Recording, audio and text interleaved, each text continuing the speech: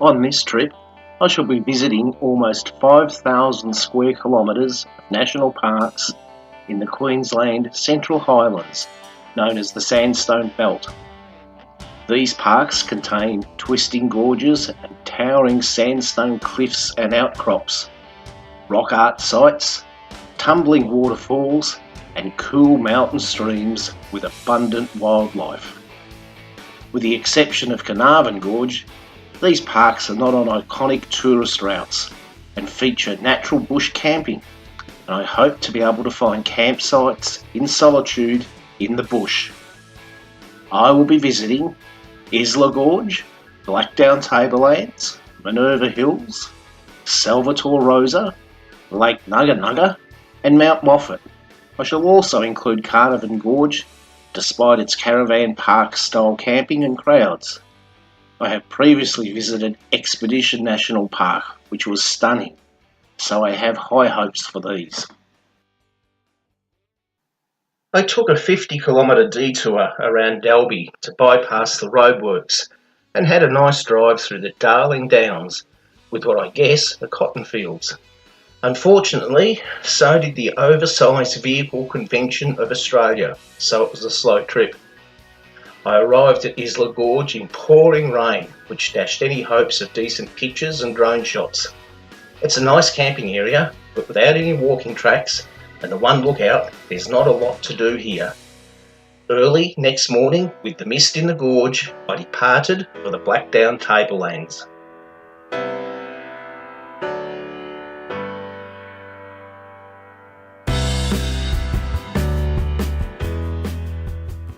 The turn-off to Blackdown Tablelands is just west of Dingo, and you soon see the near vertical mountain you must climb to reach the tablelands. It is a paved road into the national park, which is great, but it is very steep and winding and a long climb to the top. It is not recommended to tow anything except very light camper trailers, and this is good advice. The dashcam fisheye lens makes the slope look gentle, but believe me, it is very steep and it goes on for ages. Engine and transmission temperatures get high on the long climb and test out the vehicle's cooling system, as evidenced at the top near the information shelter by pools of coolant from overheated vehicles. Likewise, going down has the risk of overheated brakes, so use low gear and avoid riding the brakes. For those who drag apartments behind their vehicles, leave these at Dingo and explore the park on day trips. The camping sites don't cater for caravans anyway. At the entrance to the park, there is a spectacular lookout and a short 1.8 kilometre nature walk from the car park at the information shelter. There is mobile coverage at the lookout, and you can see eagles soaring along the ridges. I'm on one of the short walks at the entrance to the park along a bit of a creek. There's lots of sandstone outcrops, quite scenic scenery, a little bit of wildlife around. So I'm just going to do this before I make my way the rest of the way into the park to my campground.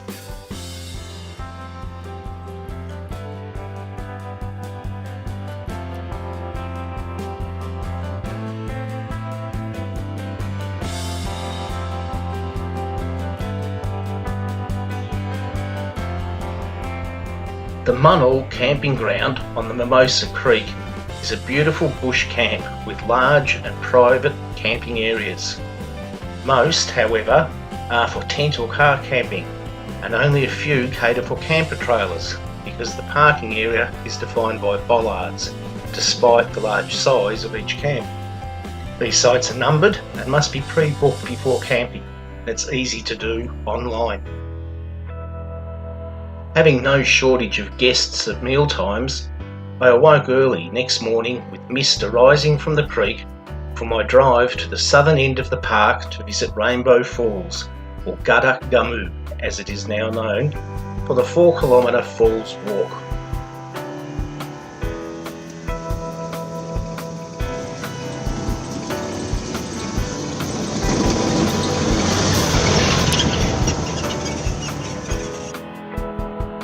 The walk down to the falls is a 4-kilometre return trip.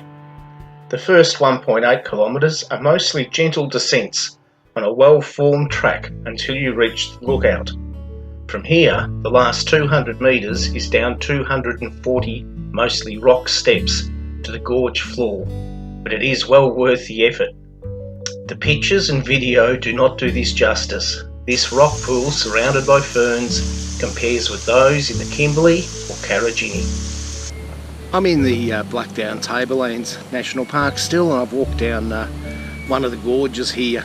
I think it's Rainbow Waters, I can't remember its proper indigenous name, but it's a very beautiful place. It's a steep track in, so I'm having one of my many rest breaks on a rocky outcrop just overlooking the spectacular views of the gorge. At the bottom of the gorge there are numerous crystal clear rock pools surrounded by ferns. While the water was falling, it was not at its best, and it must be even more impressive in full flow. There was abundant wildlife, including a python sunning itself on a rock shelf when I arrived early. It moved off when a couple of young blokes arrived and went for a cold swim, issuing Tarzan calls as they leapt from the rocks. I did not mention the large python that was on the same rock just moments before. I stayed at this beautiful place for a couple of hours before starting the long climb out.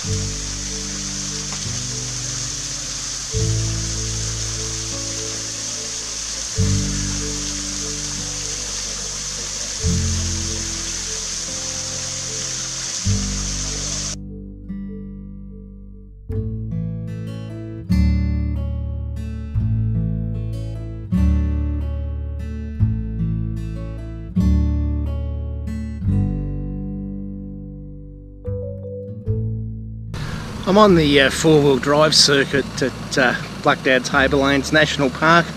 It's about 37 k's. Most of it's okay, but there's probably half a dozen sections where you could get stuck pretty easy if you took the wrong line. It's an interesting drive, but the scenery doesn't alter all that much apart from a few interesting rock formations like the ones behind me. But when you weigh up the risk of damage to the tyres and the vehicle, to actually not go anywhere, it's probably not worth the effort. Anyway, it's done now, so I'll keep going.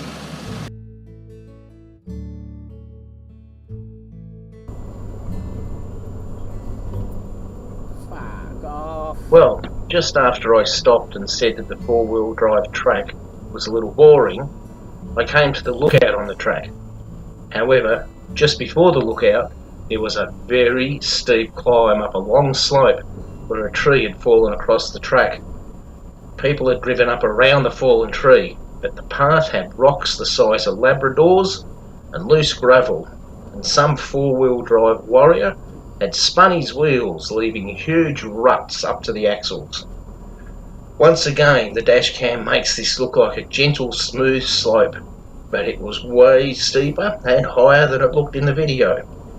It is a one-way track, and I did consider turning around and going back the wrong way. But the Navara made it with ease, just walking up it without any wheel spin at all.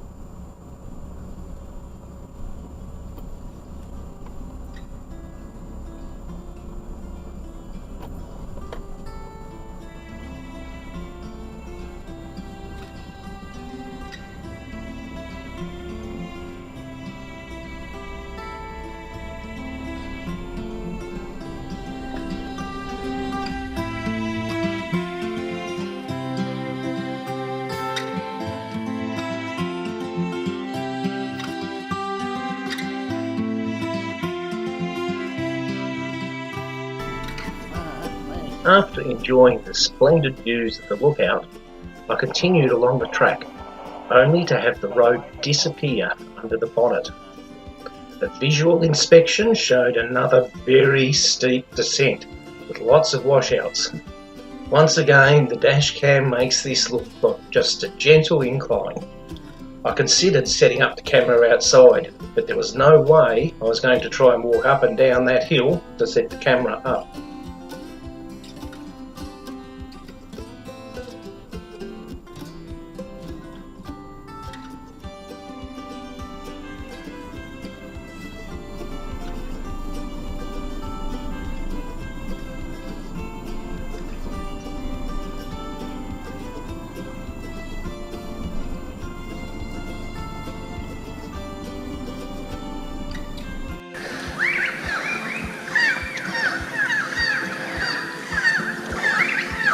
Here's the old mate kookaburras. They seem to hang around constantly.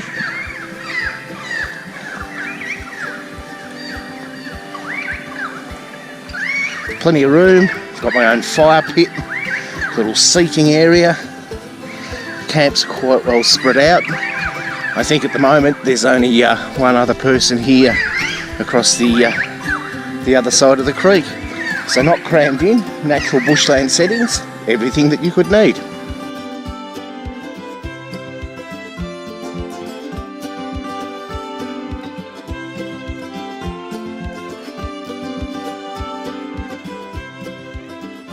How nice is it to wake up to a view like this? I've just walked out of the campgrounds, going to do one of the short walks along the creek here.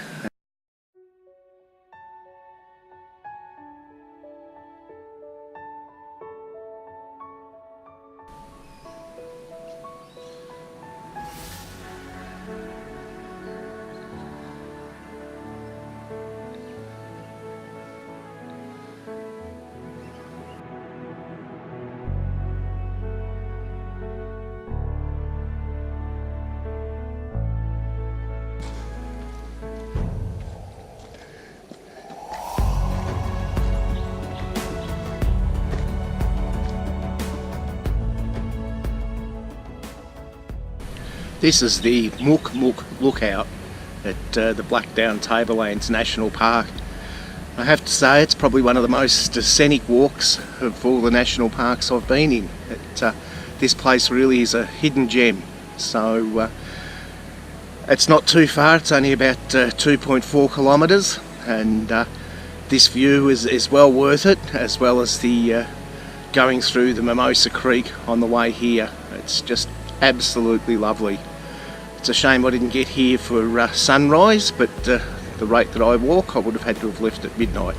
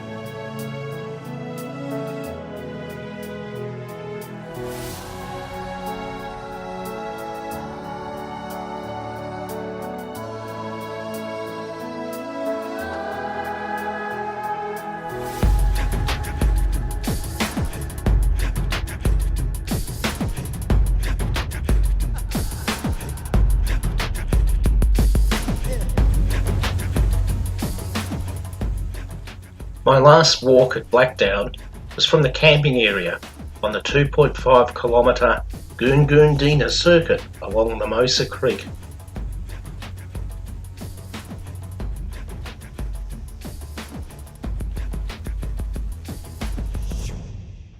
A quick overnight stop at Minerva Hills National Park. The rock is known as Virgin Rock. Supposedly it looks like Mary holding Jesus. In the next episode, I visit the Salvatore Rosa section of Carnarvon National Park.